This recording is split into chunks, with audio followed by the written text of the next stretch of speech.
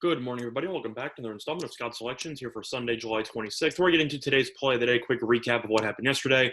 We ended up picking up a loss with the Reds to score first at minus 108 on FanDuel.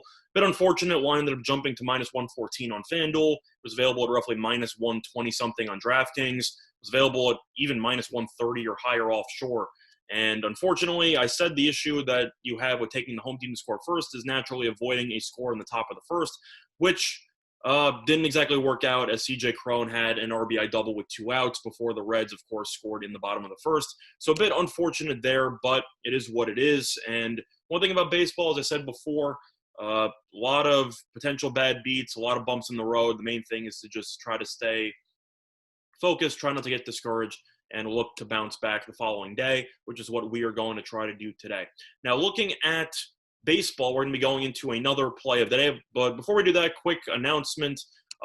It's really kind of obvious if you've been watching the full length of these videos, but some people have thought that some of the videos have been a little bit too long. And if you do, I literally just recap the play in the last 30 seconds of the video. So if you really don't want to listen to the breakdown, you just want a quick option there, just fast forward to the last 20 seconds of the video and you'll get the play you want. But if you want the breakdown, then stay with me right now. And it's going to be in a matchup between the Baltimore Orioles and the Boston Red Sox. And we're going to be taking a prop in this one, and it's going to be the Red Sox to score 6 runs first, which is available at plus 100 on FanDuel. This prop's also known as the race to 6 runs prop. The Red Sox at plus 100 and the Orioles are at plus 210. No tie option, but if nobody reaches 6, then you lose. So the reason why I like the Red Sox at plus 100, couple reasons. First of all, the team total for the Red Sox is over 6, with juice to the over at minus 116, which means that if the team total for the Red Sox was at 5.5, it should probably be around minus 140, minus 150. So you're saving a decent amount of juice there. And the Orioles team total is significantly lower. The totals are usually around 3.5 to 4.5, depending where you shop around, usually around 4.5. But couple reasons why I think there is some value at the plus 100 on the Red Sox score 6 runs. Main reason is going to be the pitching matchup and the wind. The pitching matchup, you have Wade LeBlanc versus Ryan Weber. LeBlanc had a 6.75 ERA against Boston last year. Pretty mixed results, not that great. And Weber, even though he was underwhelming last year and he doesn't typically go more than 5 innings and change, he did have a 2.35 ERA against the Orioles last year. So he did have a decent amount of success in 2 appearances of roughly 8 innings total. So he did pretty well against the Orioles last year despite his underwhelming numbers as a whole. And I think that Weber should pitch decently well in this game, at least well enough to limit the Orioles to less than, I'd say, 4 runs in 5 innings, give or take. But the total for this game is at 11 runs, and the Red Sox are minus 200, which means that this game is expected to finish somewhere in the realm of either 6-5 or even 7-4. Something along those lines. So you're getting the Red Sox score 6 runs first at plus 100 when their team total's roughly at 6 runs. The Orioles total's below 6 runs, and the Red Sox are a minus 200 favorite. So I find that pricing a little bit interesting. Plus, I do expect to see a lot of runs in this game because of the wind. The wind is blowing 11 miles per hour out to left field, and LeBlanc is a lefty. So I think that's definitely a concern, especially since LeBlanc is a huge contact pitcher.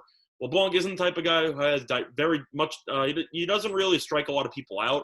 He tends to rely on weak contact, ground balls, etc.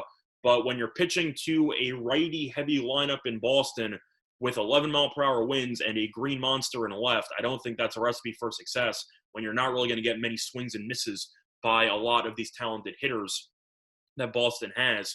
So if you want to break that down, Weber is a righty. And I honestly expected Baltimore to stack the lineup with righties anyway because of the wind. But Baltimore decided to keep 4 lefties in the lineup with the likes of Rio Ruiz, who's decent, Chris Davis, who's an absolute joke, Chance Sisco is the catcher, who's not that good, and DJ Stewart as the left fielder, who isn't that great either. So you have a couple of lefty options there who really just aren't that good.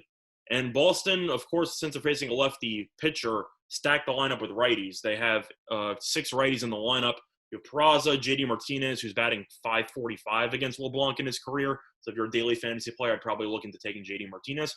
You have Devers, you have Bogarts, you have Pilar, Vasquez, Verdugo, who was very solid yesterday, Chavis, and Jackie Bradley Jr.